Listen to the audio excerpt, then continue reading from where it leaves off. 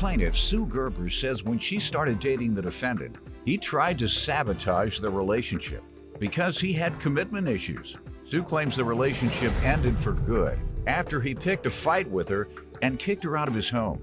And she's suing him today for a truck engine and a loan. Defendant George Hearns says the first time he met Sue was when she showed up on his front porch with her suitcase, asking for a place to stay.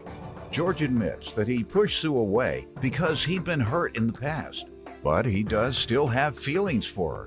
George denies owing Sue for anything. All rise. This court is now in session. The Honorable Judge Greg Mathis presiding. May now be seated. Start with you. Well, Your Honor, a year and a half ago, I met George when I needed a place to stay, and he, mutual friends of ours, hooked us up and had me come and stay over with him. And George very nicely opened up his home and gave me a place to stay. And during that time, when I was staying with him, we started dating off and on. How long after you moved in? Well, the first night I refused to sleep with him because I just don't do that. So You tried the first one? But he stayed up. We cracked jokes all night long. He laughed. But he tried to sleep with you the first night? No, actually, he was a gentleman. I just said, if you think I'm going to sleep with you because you're letting me stay here, you're wrong. So, Okay. But then next day, of course, I had to sleep with him. So, then, All right. so we started seeing each other. Clearly, there was no real attachment after one day. That was just fun. Go ahead. Well, we started seeing each other off and on. We both have trust issues from previous relationships, so we're a little bit scared. How long did you all date? About a year and a half. Okay. Things were off and on? Off and on, mostly on. All right. Everything was great. When it gets great, it's really great. But because it gets really great, he then sabotages the relationship because he gets How? afraid. And when you're having a conversation with someone and they'll say answer the question, and you go to answer it, and then they say shut up, I'm talking to you, where you can't win. You're in I a do no-win that situation. often. Yeah. You're a lawyer? No, you're not. Well, if that's what you do, you should be. Go ahead. Yeah, so he just sabotages it to make it end. We end up getting in an argument and split up. All right. And we had split up. I'd left, went away for 2 months, and couldn't live without him. So I gave him a call in July and asked him to fly to Vegas. If I paid for the flight, if he'd fly to Vegas and see me and fulfill a fantasy. You said what to him? I said if he would fly to Vegas, I'd pay for him to come out and see me and fulfill my fantasy. I had a fantasy I wanted fulfilled. So. Ask about that fantasy? No. So he did. She's a little too risque for me. I don't know. I don't know what that fantasy might be. Anyway, he fulfilled the fantasy very nicely, thank you.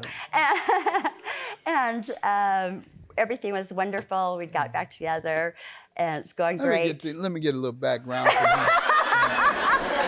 All right. Go ahead, sir.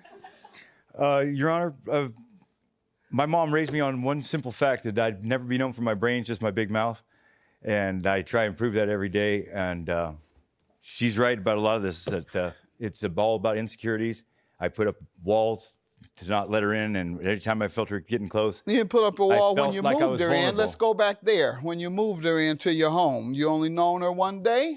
I didn't know her for anything. When my partners dropped me off at her house, at my house, she was basically there with her suitcase, and it was like, what do I do with this situation? You had met her before. No, this was the first time. She showed up at your door with her suitcase. Yeah. I've been down and out before. I went down my luck before, and luckily I had a place for her to stay, and I opened my home. Was for it her. a woman's house that allowed you to come in and have sex with her the first night or two? Well, ever since I met her, I told her that if I could have wrote it up, as a dream, that she's the woman that I Showing could up have. on your Exactly. steps with suitcases. Yeah, and we becoming got your along woman? great until she came into some money from a That's pretty prior good. divorce. So how did the relationship go in your opinion? Like she said, we got along great. We got along really good. I was, some ups and downs, but I was just basically, anytime I felt her getting closer, I felt vulnerable, I'd kind of push her away because, I had a prior relationship before. It didn't work out. I had my hand on the Bible, and neither one of us was dead, but I found myself getting divorced. You know, and that one thing I learned at that point is it takes two to start a relationship, but it only takes one to end it. And she ended this one? No, this is my prior. Yeah, well, let's talk about this one. I felt like I was always wanted to be in control, and that's why I always pushed her away, because I wanted to be the one that was making. So you ended this one? Yes, Your Honor. Every time I felt her getting close, I was pushing her away because I didn't want to leave myself vulnerable. All right. But I mean, Al, I've tried to show her everything. I tell her all the not time. just for women, it's are for you men. familiar with the phrase "I love you like a hog loves slop"? No. Have you ever heard anything like that? I'm just trying to make sense of it. I don't know if I've heard it. I love you like a hog loves I mean, more than anything. You know, I mean, they're never happier than when they're in their environment. I mean, that's just what makes them happy. All right. And I've tried to explain to her that I love her more than that pig when he's flopping around in the dirt. When was the last time you tried to explain that to her? I don't know. It's probably when we had this falling out over this motor thing. That's what I was going to ask about. You know, I mean, you told her that when she probably said, "Well, where's my money?" And you could show me a sign. You could show me a sign of all this love you're professing.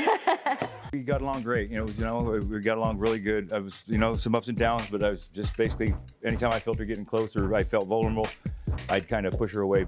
Plaintiff Sue Gerber is suing her ex-boyfriend, who admits that although he sabotaged their relationship, he still has feelings for Sue.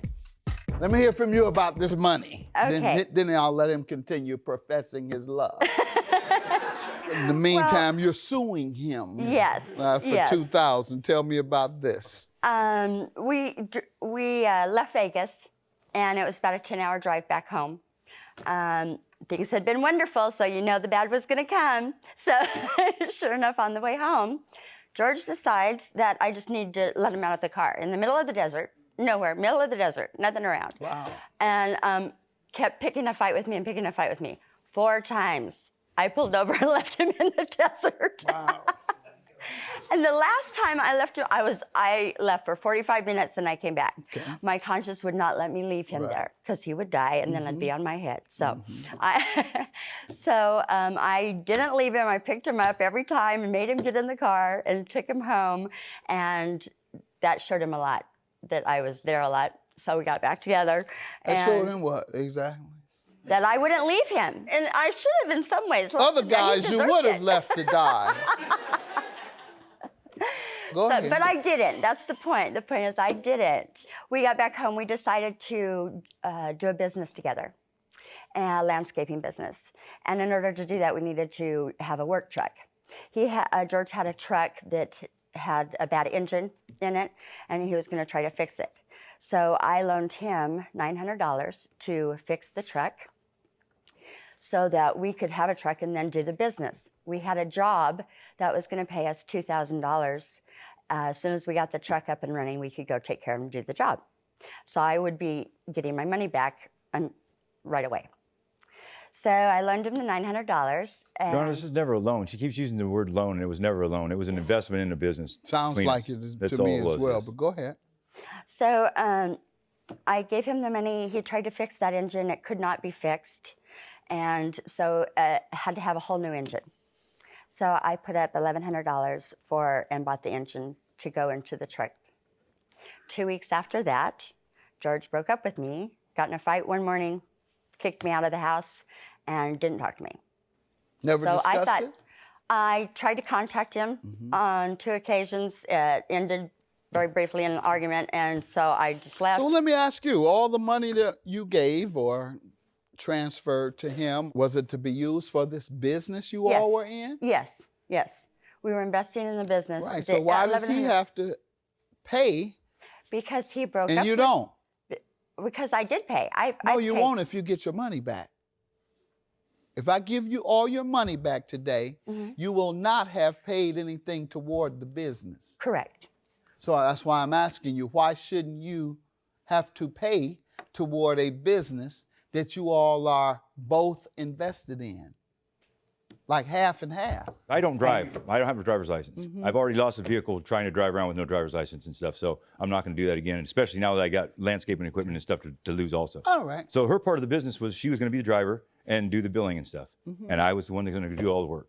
So both investments or cash laid out was for a vehicle? Yes, his personal truck. to be used for the business? Correct. So it would not be his personal truck anymore if it's used for the business. It would be the business truck.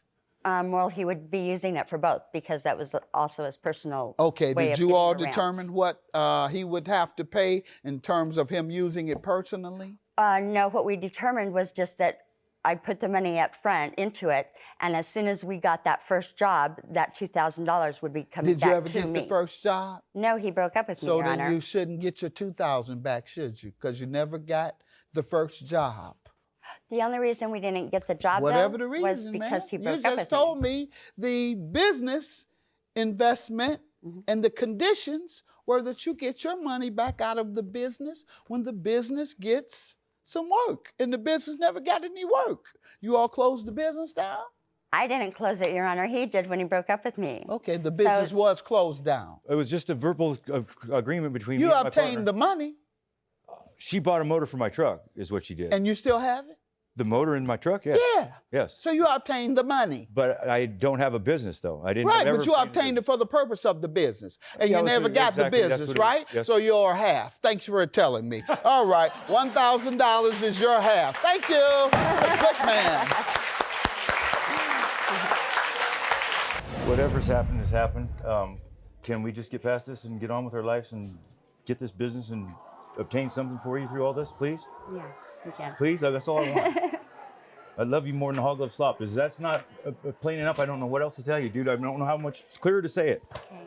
I love you too.